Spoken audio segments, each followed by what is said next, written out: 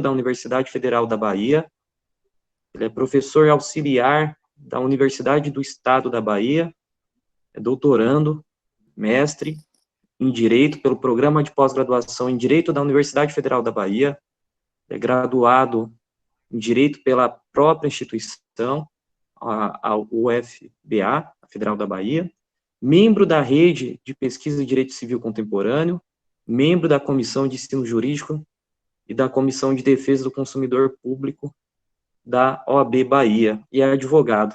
Grande amigo meu, fique à vontade, Manuel, tá? Bom, em primeiro lugar, queria agradecer imensamente. Eu estou olhando aqui para o lado porque eu vou marcar meu tempo, né? A professora Rita me disse que essa primeira mesa é até as 8h30 e me disse que a fala inicial seria de, no máximo, 50 minutos, né? Então, eu vou marcar aqui para autocontrolar meu tempo. Bom, primeiro, portanto, queria agradecer imensamente ao professor Fernando Orita, um grande amigo, né?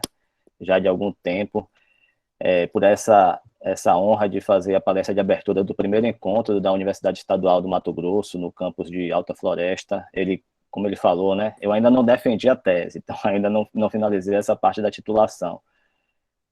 Mas eu sou professor de Direito Civil da Universidade Federal da Bahia e também sou professor da Universidade do Estado da Bahia, né? Aqui no Estado da Bahia nós temos 4 universidades estaduais.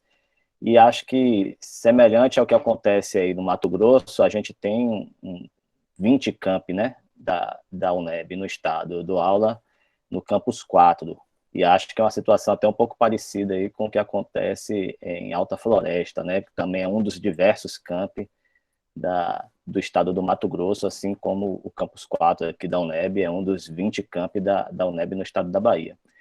Então, primeiro, queria fazer esse agradecimento à professora Rita, evidentemente, e, em segundo lugar, dar um caloroso boa noite para todas e para todos, né?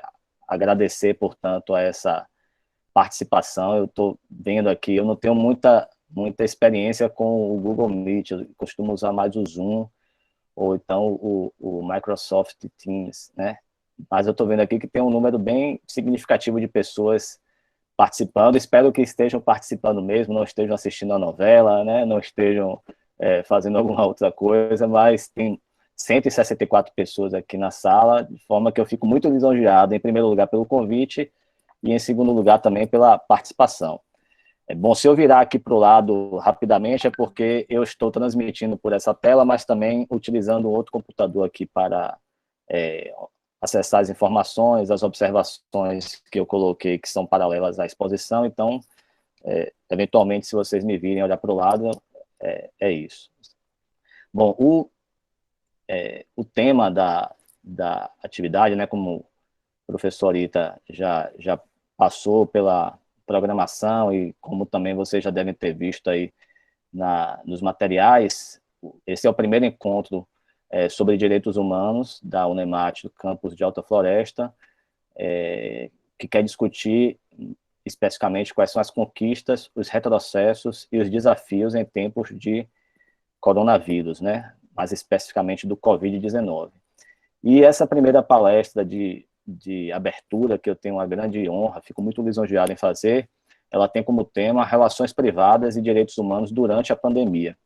Então, para começar a abordar o tema mais especificamente, eu vou dizer como é que estou me propondo, e aqui eu vou mexer porque eu estou com a exposição está na minha frente, mas as observações estão aqui do lado. Né? Botei aqui na frente para conseguir falar mais diretamente para a câmera, embora não esteja vendo aí vocês nesse momento, porque estou mexendo no arquivo.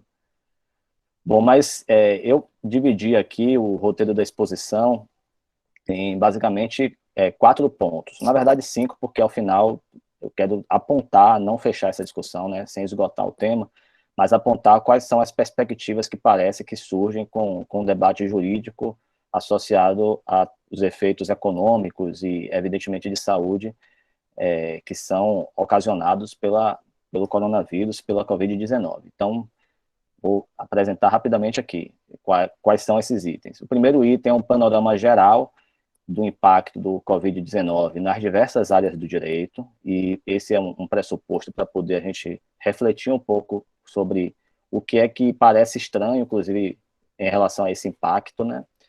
Segundo, a relação da pandemia com os direitos humanos / direitos fundamentais, e aí eu vou tentar já começar a fazer uma interlocução, como é muito comum, com certeza todos devem conhecer, entre direitos humanos e direitos fundamentais.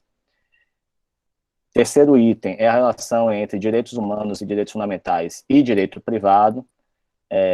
E o quarto item é a relação entre direitos humanos / direitos fundamentais com as relações civis e consumeristas, discutindo mais especificamente o regime jurídico emergencial e transitório que foi aprovado recentemente no Congresso Nacional. Uma boa parte de vocês deve ter acompanhado, já foi aprovado nas duas casas, né, tanto na Câmara dos Deputados quanto no Senado Federal. O projeto inicial do senador Antônio Anastasia, que foi organizado, na verdade, por iniciativa do ministro do STF, Dias Toffoli, e que foi assessorado por um conjunto bem expressivo de integrantes da rede de pesquisa de direito civil contemporâneo, que é a UFBA, e eu, como integrante da UFBA, também componho, né? A UFBA compõe e eu componho como integrante da UFBA também, parte de um grupo de pesquisa.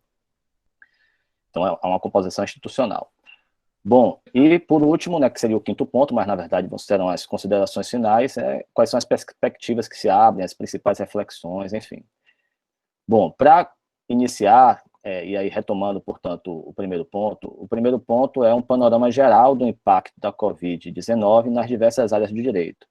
E aí eu vou falar aqui algo que creio que já é de conhecimento de todos, mas vou correr o risco de ser redundante, mas vou tentar explicar muito rapidamente, porque esse não é o tema da palestra, o que é a Covid-19 e por que essas medidas de distanciamento social, às vezes medidas até mais duras, são necessárias, né?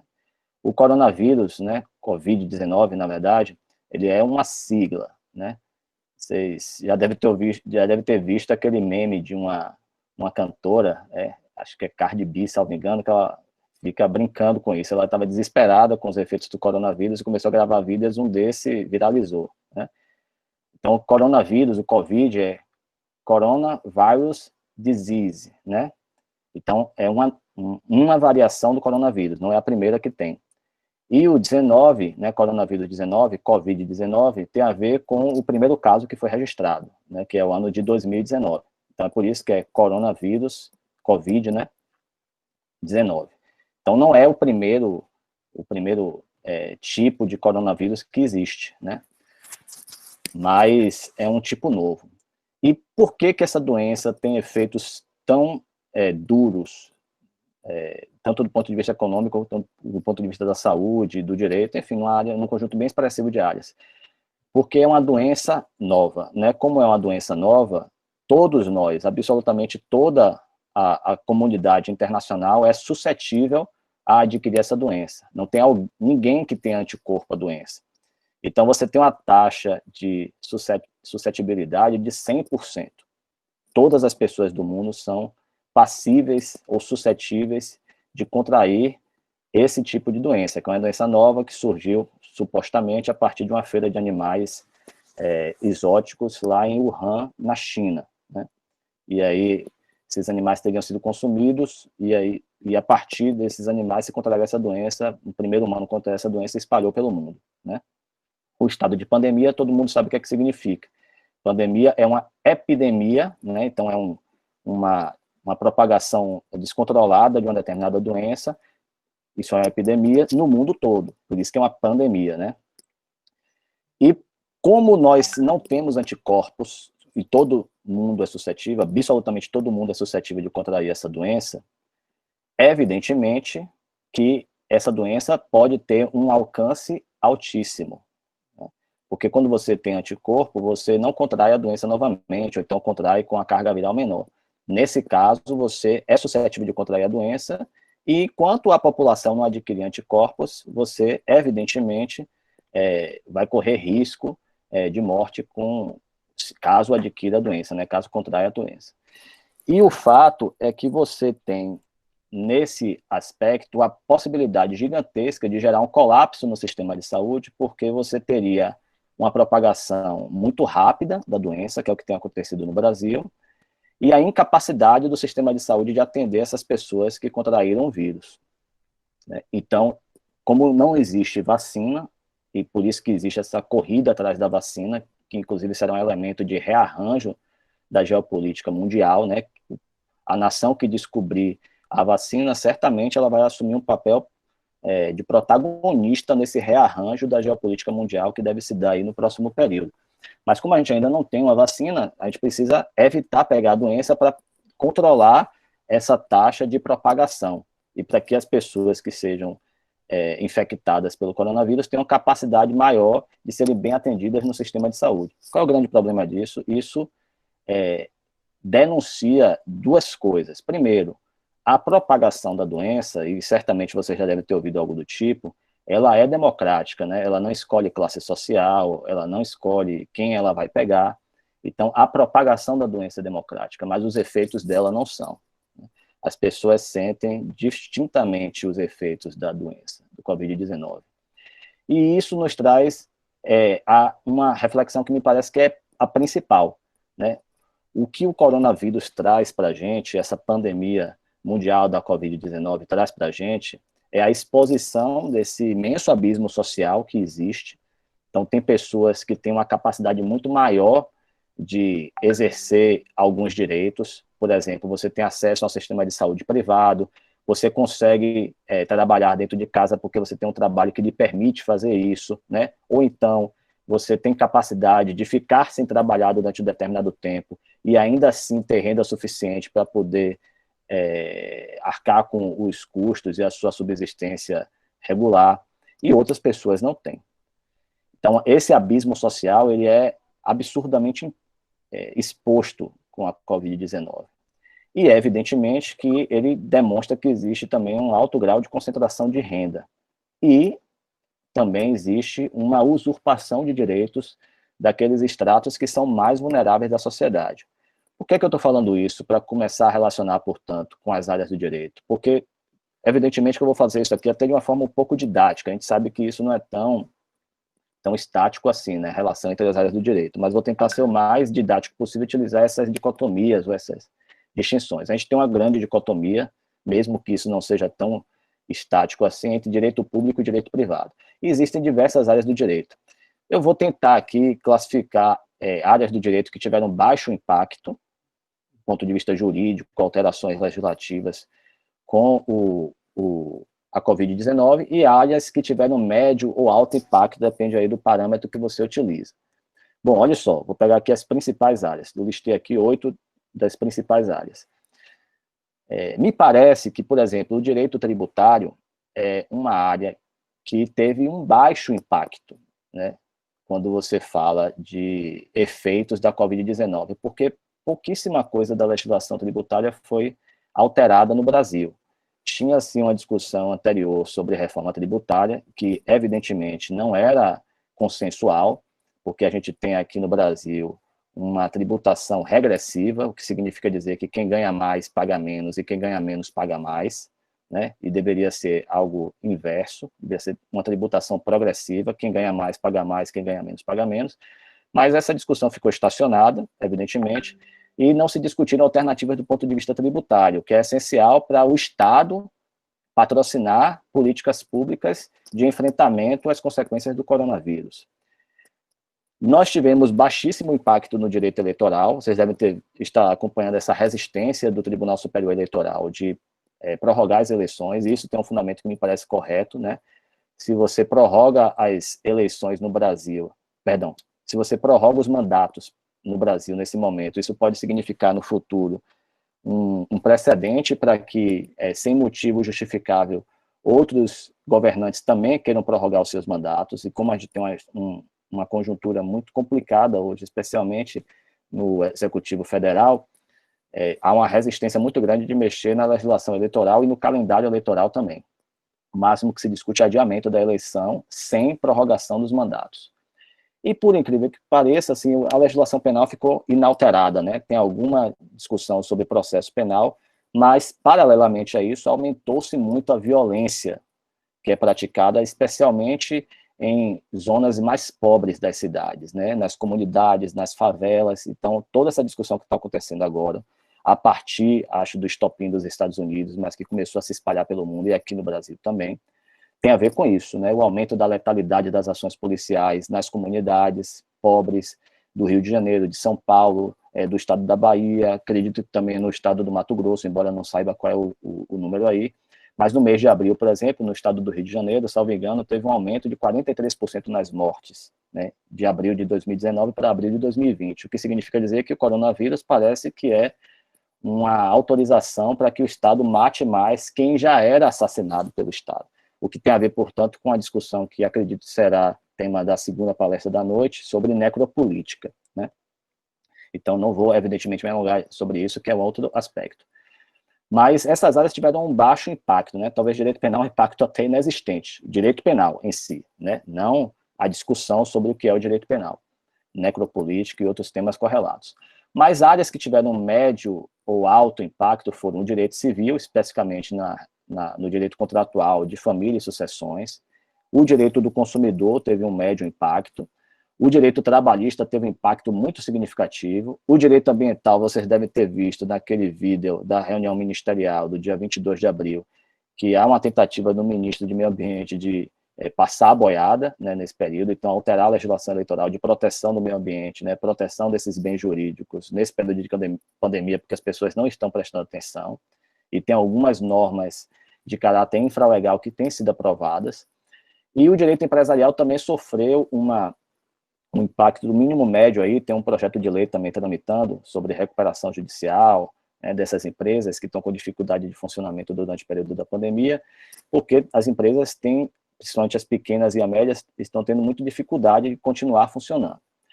Bom, essa é fazer um cenário geral da ideia de impacto da pandemia nas diversas áreas do direito.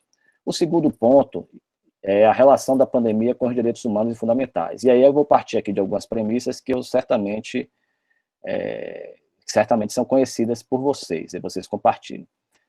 Primeiro que direitos humanos, eles são comumente denominados como se fossem direitos internacionais, direitos fundamentais numa escala internacional, né? Claro que eu estou fazendo uma aproximação um pouco mais grosseira aqui, mas fundamentalmente você também pode associar direitos humanos com direitos fundamentais, especialmente se eles são protegidos pela Carta Constitucional de um país, como é o caso do Brasil.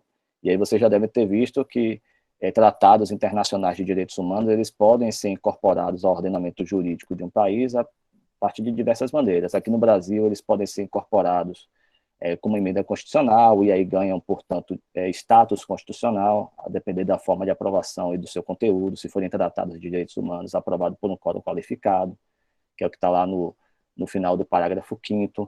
Se não forem aprovados dessa forma, eles podem ser considerados norma de supradireito, ou seja, estão abaixo da Constituição, mas acima da lei, né? Então, como se fosse uma categoria intermediária que foi criada pela doutrina aqui no Brasil, e se não forem tratados de direitos humanos, eles podem ser incorporados como legislação federal. Mas a gente tem diversos tratados de direitos humanos que vou traduzir agora e começar a chamar de direitos fundamentais. Bom, o fato é que esses direitos fundamentais, eles podem ser concebidos a partir de duas perspectivas, a partir da ideia de gerações e a partir da ideia de dimensões, né? Que não são perspectivas excludentes. Uma ideia não exclui a outra. A ideia geracional tem a ver um pouco com cronologia mesmo da criação, do reconhecimento desses direitos fundamentais. Então, você pode falar de direitos de primeira geração, direitos de segunda geração, terceira geração. Então, os direitos civis e políticos seriam direitos de primeira geração, os direitos econômicos, sociais e culturais seriam direitos fundamentais de segunda geração. Isso é uma terminologia muito conhecida, muito propagada e bem assentada aí no direito brasileiro, na academia, enfim. Essa é a ideia um pouco cronológica, né, de direitos fundamentais. E uma outra perspectiva de compreensão dos direitos fundamentais é a partir da ideia de dimensão. Você pode ter uma dimensão negativa e uma dimensão positiva, né? Os direitos fundamentais, em regra, eles têm ambas as dimensões. Ele tem uma dimensão negativa e uma dimensão positiva. A depender do momento histórico, uma prevalece ou a outra prevalece. Ou a depender do tipo de direito fundamental, uma aparece mais e a outra aparece menos. Então, quando você fala, por exemplo, de liberdade de expressão, né, ou liberdade de manifestação política, isso é tradicionalmente concebido como um direito fundamental de primeira geração, que é uma liberdade ou direito negativo, tem uma dimensão negativa, né, fundamentalmente negativa. Você quer que o Estado não intervenha. Então, é um direito contra o Estado, é uma proteção contra o Estado, o que tem a ver, portanto, muito com a ideia de Estado moderno, né? O Estado moderno que deveria se abster de interferir no particular. Mas esse mesmo direito de manifestação política, ou o direito de escolha política, de liberdade política, ele também tem uma dimensão positiva, porque, por exemplo, é evidente que a gente tem agora uma restrição diante da pandemia, mas se você quer fazer uma manifestação para expor a sua posição política, desde que ela não seja ilegal, evidentemente, né, nem tenha um caráter preconceituoso ou fascista ou qualquer coisa do tipo, você tem que, por exemplo, organizar um determinado ato de rua, você aciona a Polícia Militar do Estado para que ela acompanhe aquela manifestação de maneira pacífica para garantir que não tenha conflito, o que significa dizer que o Estado assegura a sua manifestação política, o que é, portanto, uma dimensão positiva do seu direito fundamental, certo? Então, os direitos fundamentais, eles podem ter uma dimensão negativa, podem ter dimensões positivas, né? Podem ter uma dimensão positiva. Essas dimensões, elas coexistem em um direito fundamental. Mas, evidentemente, que a depender do tipo de direito fundamental, do momento histórico, uma dimensão aparece mais do que a outra. Nesse momento, né, me parece que a dimensão positiva ela é mais relevante, porque a dimensão negativa é quando você quer que o Estado não interfira, né, que o Estado respeite o seu direito fundamental, que significa dizer que é uma proteção contra o Estado. Essa é a dimensão negativa, que é o que comumente a doutrina chama de liberdade.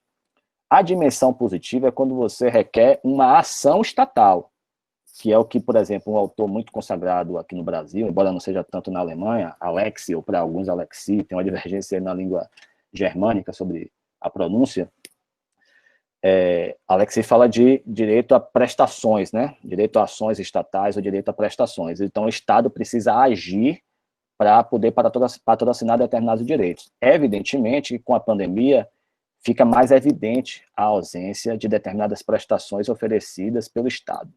E acho que isso é o que chama mais a atenção na relação entre direitos fundamentais e pandemia. A completa insuficiência de políticas públicas e de prestações estatais que proteja aqueles setores da sociedade que precisa dessas prestações, aqueles estratos sociais mais vulneráveis que precisam de proteção.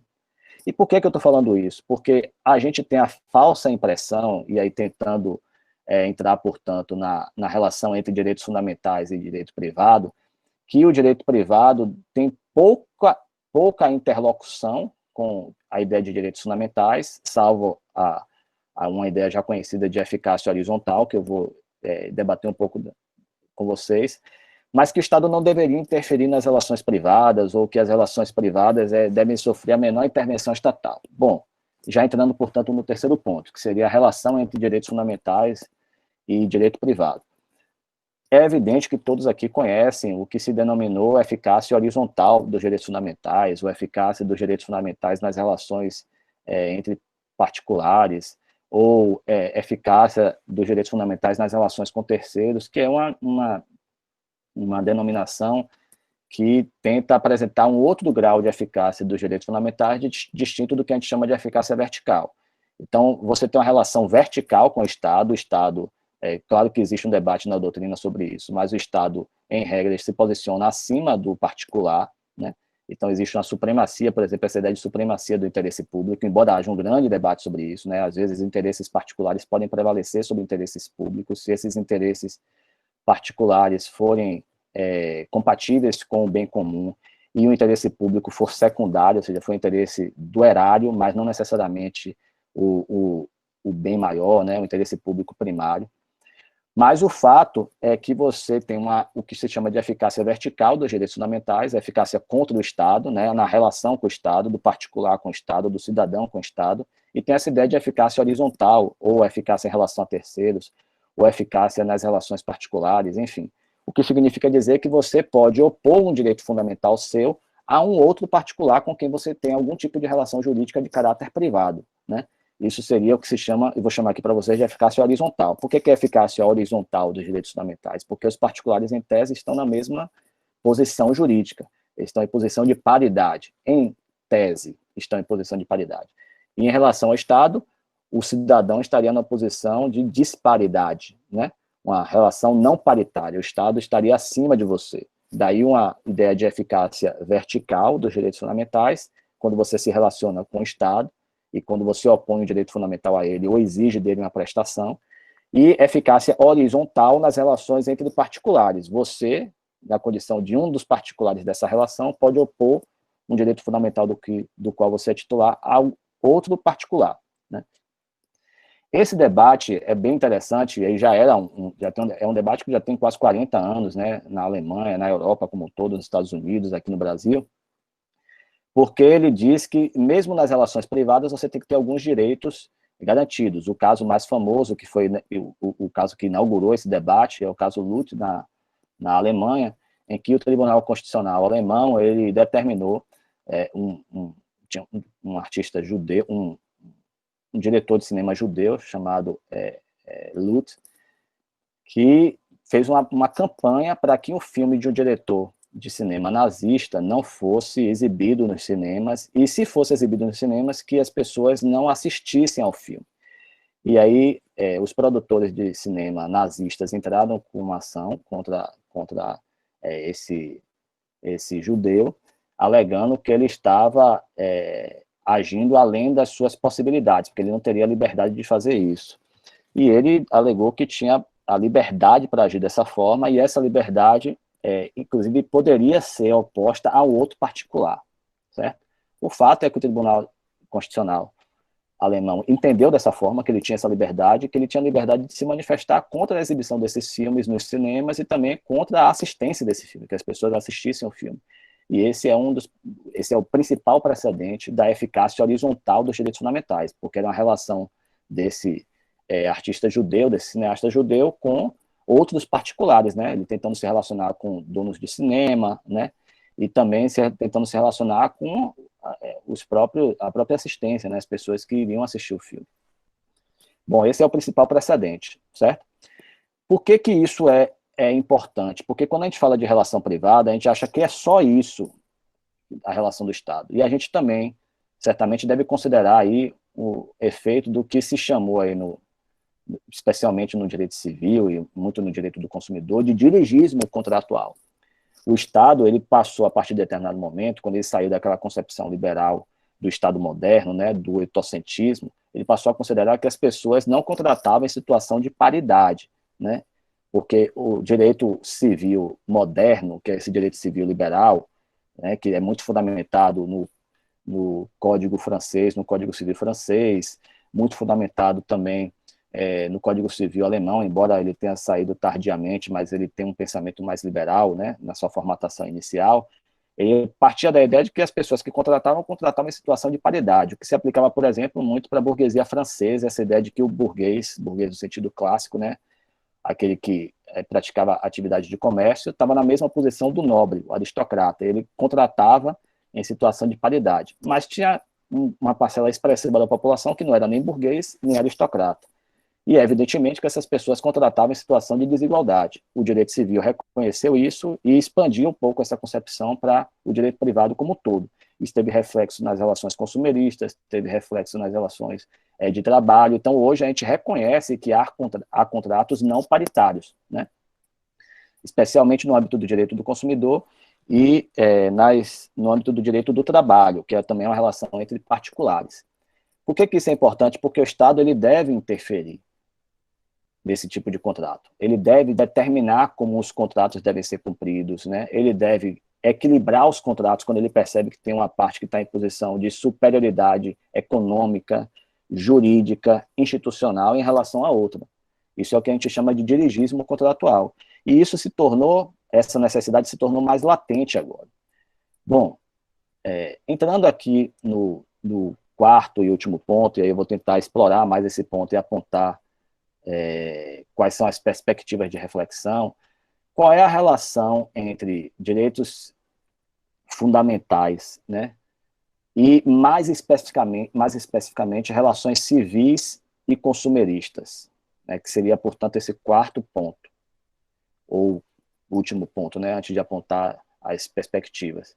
e aí discutindo especialmente o regime jurídico especial e transitório que foi recentemente aprovado no Congresso Nacional. É, portanto, a tentativa de sair do debate mais geral e afunilar para uma perspectiva mais prática, que acho que deve ter, com certeza absoluta, suscitando um alto grau de discussão, não só na academia, mas fora dela, né, porque tem um aspecto excessivamente prático aí. Bom, a gente tem um impacto gigantesco nas relações contratuais em razão da pandemia, né? As pessoas não têm a capacidade de cumprir o contrato da forma que eles foram originalmente pactuados, e isso tem um impacto gigantesco. Isso se estende nas relações civis, que são, em tese, relações paritárias. Então, existe uma divisão básica no direito privado em relação a essas relações civis, né? Então, quando você tem uma relação entre pessoas que estão em posição de paridade, você aplica, em regra, o direito civil, salvo se existir uma lei especial. E se você tiver, por exemplo, a relação entre empresários também, que também estão em posição de paridade, você também aplica o Código Civil, salvo se tiver uma lei especial que regulamente aquela questão. Uma relação consumerista, ela já é identificada a partir dos polos, né? Você tem, de um lado, um fornecedor de produtos ou serviços, que está em posição de superioridade, e do outro lado, um consumidor, que é um destinatário final, que está em posição de inferioridade contratual, portanto, uma relação não paritária, né? Essa relação não paritária, ela tem uma proteção considerando essa ausência de paridade contratual. Por isso que o consumidor é considerado vulnerável, pode também, eventualmente, ser considerado hipossuficiente, como se fosse um grau superior, falando mais grosseiramente de vulnerabilidade. Então, você tem uma disparidade contratual e o CDC tenta equilibrar essa disparidade contratual, certo? Mas o que foi que aconteceu, objetivamente, e aí relatando um pouco para vocês como foi o processo de discussão vou chamar para vocês de RJET, né, Regime Jurídico Especial e Transitório, lá no Congresso Nacional.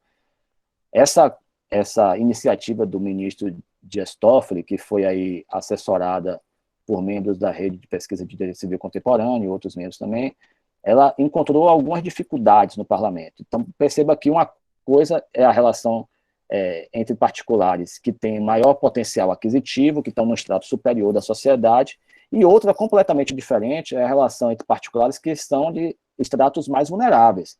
Então, se você é consumidor de energia elétrica, se você é consumidor de um plano de saúde, se você é consumidor de um serviço de internet, evidentemente, e você é uma pessoa que tem um emprego normal, que não é um grande empresário, né, nem faz parte de um grande conglomerado empresarial, você está numa relação privada, é uma relação de uma pessoa física com uma pessoa jurídica, então é uma relação entre particulares, mas uma relação privada de pelo menos um dos polos dessa relação é um polo mais vulnerável. E existem polos de relações particulares que estão em estratos muito superiores. Então, a relação entre duas grandes empresas, uma fabricante de veículos e uma grande rede de concessionárias no Brasil, como existem algumas aqui, né, é uma relação completamente diferente da nossa.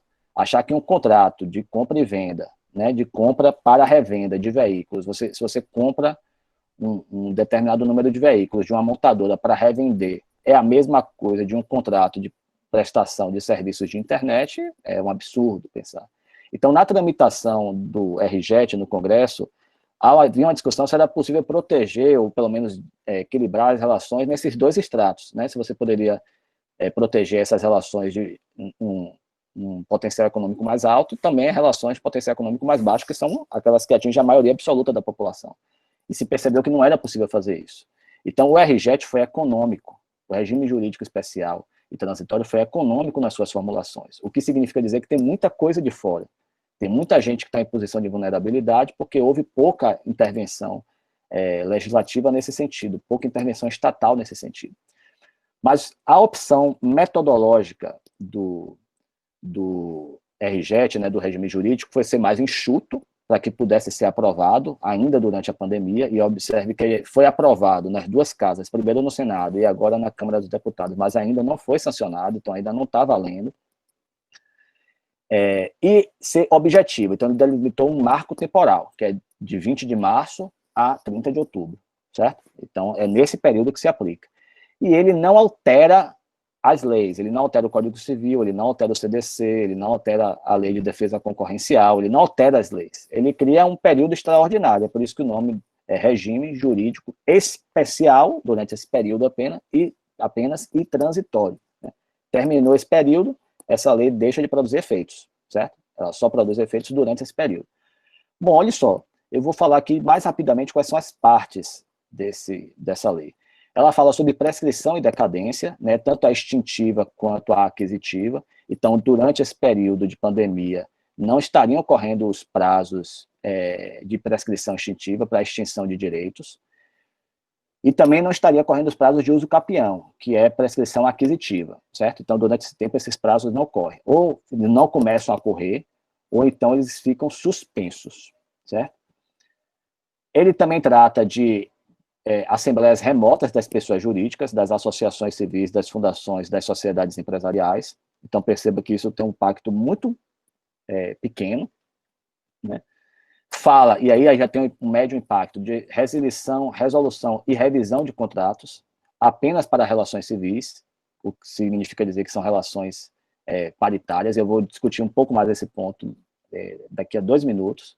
Fala de relações de consumo, e a única coisa que ele suspende do Código de Defesa do Consumidor é o direito de arrependimento. Vocês sabem que se você pedir algo remotamente, você tem 7 dias para se arrepender ou do produto ou do serviço que foi contratado, e esse direito de arrependimento está suspenso em relação aos bens ou serviços que foram fornecidos através de entregas domiciliares, quando são perecíveis ou de consumo imediato. Então, você comprou comida, você não pode se arrepender se você não gostou da qualidade dela, certo? Então, se ela não veio, ou veio a menor, é diferente, mas você não pode se arrepender do que você comprou. Você comprou um produto pela internet, né? Então, se ele for de consumo imediato, ou for um medicamento também, você não pode se arrepender. Foi só isso que foi alterado no CDC. Em relação à locação de imóveis urbanos, você teve a suspensão dos despejos. Então, se você é inquilino, você não pode ser despejado por falta de pagamento. E, inclusive, existia uma previsão inicial de moratória unilateral. Você tinha o direito potestativo de informar ao locador que você não teria condições de pagar o aluguel durante o período da pandemia e pagaria depois com acréscimo de 20% daqueles aluguéis que estão atrasados, né? Mas esse dispositivo, que era o artigo 10, né? Ele saiu do projeto de lei, né? Ele não foi aprovado. E você tem algumas restrições aí no condomínio. Então, o síndico, ele pode impedir que você use áreas comuns e pode impedir, inclusive, que você faça reuniões e festividades dentro do seu apartamento, caso você more no condomínio edilício, né? Além da possibilidade também de fazer assembleias remotas. E no campo do direito de família e das sucessões, foi instituída a prisão domiciliar por dívida alimentar, né? A prisão civil domiciliar por dívida alimentar, e também se prorrogou o prazo para realização, abertura de inventários e finalização de inventários, né? Então, se você teve alguém que faleceu até o dia 1º de fevereiro, o prazo para abrir o inventário foi prorrogado até o dia 30 de outubro de 2020. A mesma coisa se você já tinha aberto o inventário, né? A associação foi aberta, você deu entrada no inventário, mas tem aquele prazo de 12 meses para finalizar. Esse prazo foi estendido até 30 de outubro de 2020. Por que eu estou falando isso para vocês? Porque perceba que o impacto é muito pequeno. Essa legislação ela foi muito econômica nas relações privadas. E por que eu estou falando isso? Para ir para o último ponto, as considerações finais, e utilizar aqui meus últimos 12 minutos e meio para refletir mais sobre isso. O que é que a pandemia nos revela? O que é que a Covid nos revela? E eu vou recapitular, portanto, o que eu falei mais no início.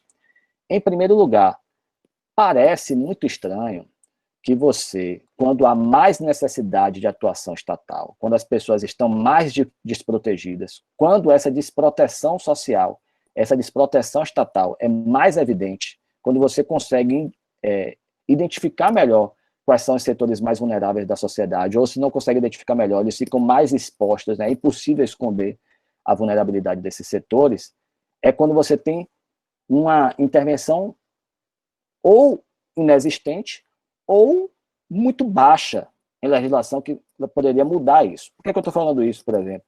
É evidente que as pessoas pobres, especialmente pretas no Brasil, e que moram em favelas, é a população mais vulnerável do Brasil. Mas não são as únicas.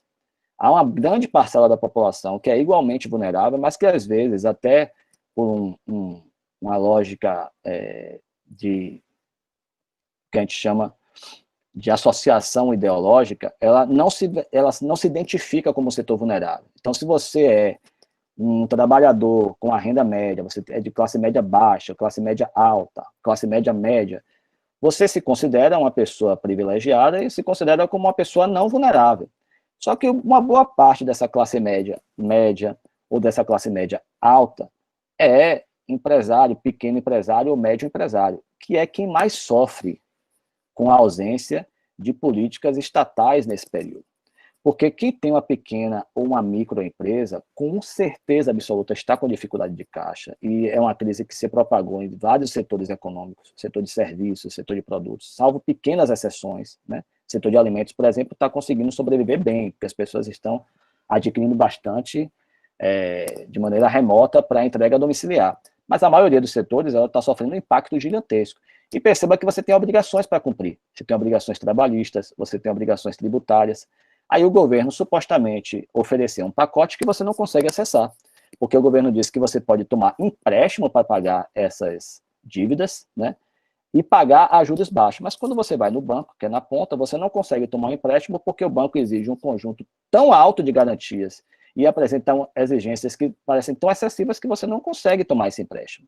E a própria ideia de empréstimo parece incorreta, porque a rigor você deveria estar sendo indenizado, você deveria estar recebendo dinheiro para poder pagar as suas obrigações, as obrigações trabalhistas da sua empresa, as obrigações tributárias, sem ter a necessidade de ressarcir. Por que eu estou falando isso? Que perceba que para o Estado fazer isso, o Estado precisa ter recursos. Só que numa ideia liberal de Estado, né, essa política de proteger mais setores vulneráveis parece absolutamente irrazoável. Perceba que a grande discussão que o ministro da Economia fazia há pouco tempo era sobre a responsabilidade fiscal, quando as pessoas não têm dinheiro nem para pagar as suas contas mais básicas. Então, por que eu estou falando isso? Porque você tem que identificar que, numa relação empresarial, ou as pequenas e médias empresas são salvas pelo Estado, ou ninguém salvará. O que o governo fez foi deixar as pequenas e médias empresas à própria sorte. Por que eu estou falando isso? Porque pequena e média empresa é muito diferente de grande empresa, de grandes conglomerados, que não são responsáveis pela maioria da economia nacional. A economia nacional, ela é impulsionada pelo pequeno e médio empresariado. E esse pequeno e médio empresariado é que está tendo as suas relações comprometidas. Se esse pequeno e médio empresariado está tendo as suas relações comprometidas, né, as suas atividades comprometidas, imagine um trabalhador que está em posição de vulnerabilidade. Imagine alguém que está no mercado informal, uma pessoa que não tem renda fixa, porque as políticas do governo são insuficientes para atender esses setores. Então, por que isso é importante? Porque é uma forma, inclusive, de nos colocar a reflexão de qual é a nossa categoria social real. Esses setores de pequeno e médio empresariado estão muito mais próximos da categoria de trabalhador do que da categoria de grande conglomerado internacional, que é o que eles tentam se associar. E é por isso que a proteção estatal é tão necessária para esses setores.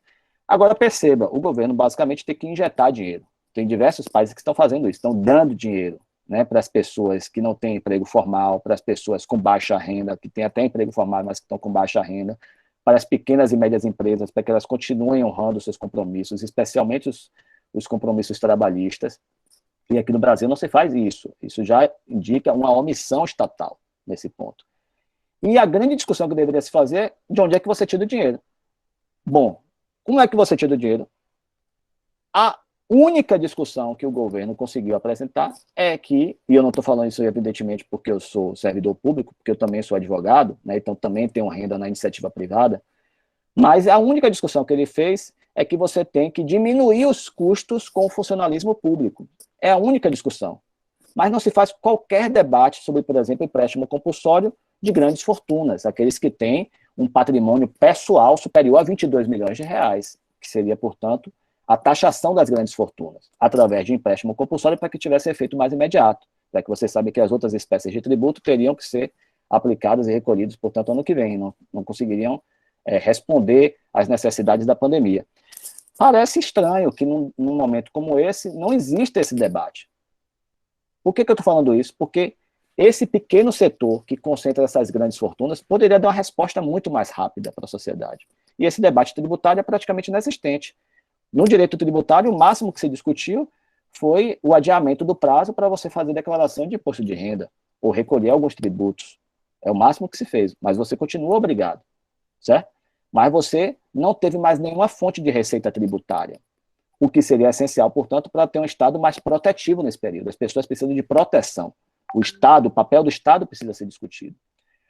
Parece também estranho, perceba, que o Estado não queira discutir ou não queira interferir mais nas relações particulares, porque vocês devem conhecer um conjunto bem expressivo de pessoas que está com dificuldade de pagar as suas contas, porque as pessoas durante o período de pandemia, salvo exceções, ou elas tiveram redução de renda, ou elas perderam a renda.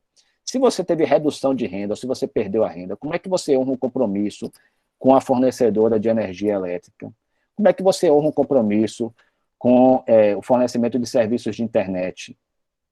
Como é que você consegue, por exemplo, pagar uma boa rede de internet para poder acompanhar esse primeiro encontro sobre direitos humanos da Unemat, Campos de Alta Floresta? Você precisa ter, no mínimo, uma discussão sobre acesso universal à internet, especialmente para estudantes que não têm o mesmo potencial aquisitivo de determinados setores, porque não é todo mundo que tem a mesma capacidade aquisitiva de gozar de um plano de internet que seja razoável, que lhe dê condições de acompanhar as aulas que são, ou as atividades que são feitas remotamente. Isso é uma relação privada. O Estado precisa interferir nisso. O Estado precisa agir nesse sentido. Por que não existe uma política nacional que direcione, por exemplo, a moratória, ou pelo menos a suspensão parcial dos pagamentos, né, durante o período da pandemia, de determinados serviços que são oferecidos ou diretamente pelo Estado ou por pessoas jurídicas autorizadas por ele. Então, por exemplo, a gente está com dificuldade de pagar a conta de luz. Muita gente está com dificuldade de pagar a conta de luz. Por que não há uma suspensão, no mínimo parcial, você pagar parcialmente, pagar um valor mínimo, ou até uma moratória mesmo, você deixar de pagar durante esse período da pandemia, mesmo que pague depois com acréscimo, que seria uma moratória unilateral? Não existe esse debate.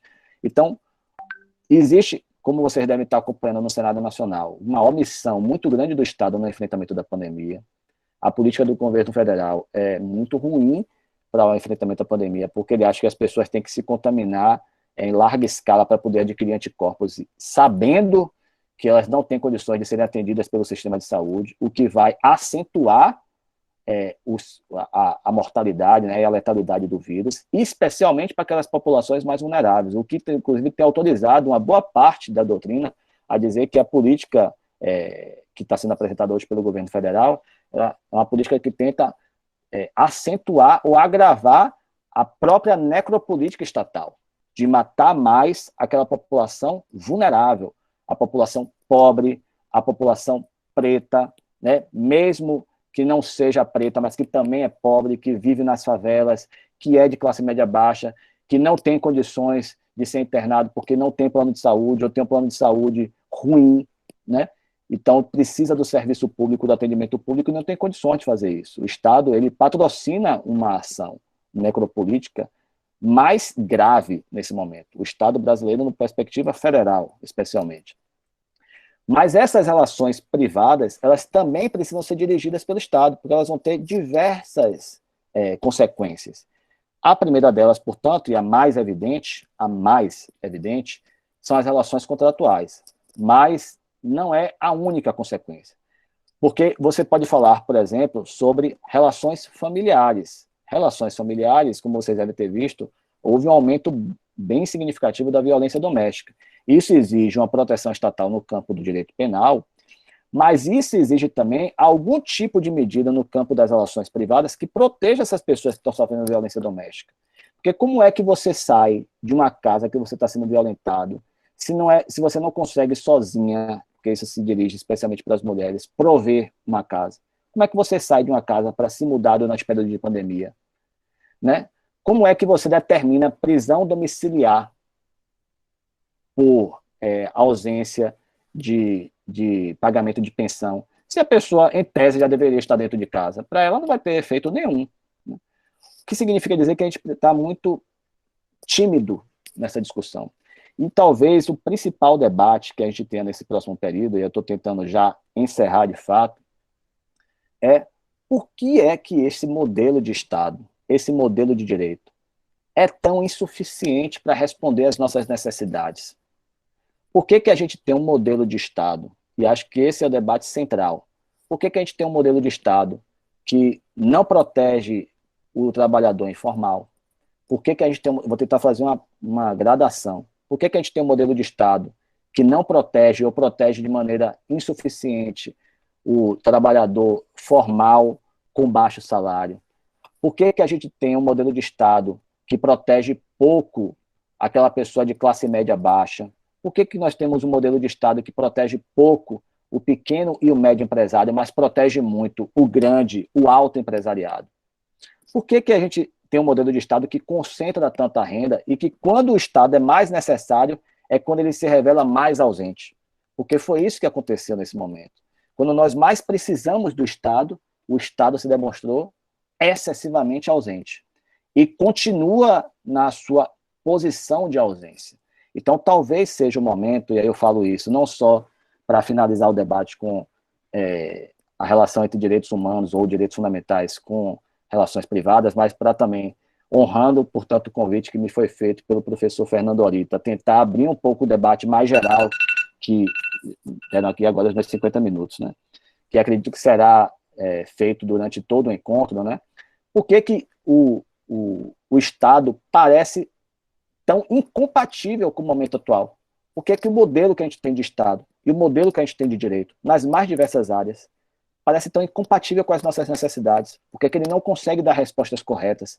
Por que que ele só responde para alguns setores, que já eram setores mais protegidos, e não consegue responder para outros, que já eram setores desprotegidos, né, que todo mundo já sabia que era desprotegido e que agora não tem mais como esconder, ou que então agora estão se reconhecendo como desprotegidos, que antes se achavam na posição de superioridade, mas que agora estão se reconhecendo como desprotegidos. Então, percebendo, portanto, que precisa de um Estado mais protetor. Por que que o Estado não consegue dar essas respostas? Essa provavelmente será a próxima discussão, né? A discussão desse próximo período.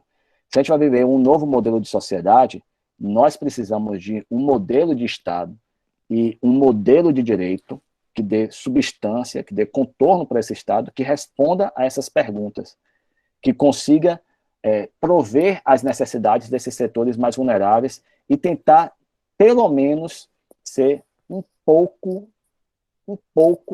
mais protetivo.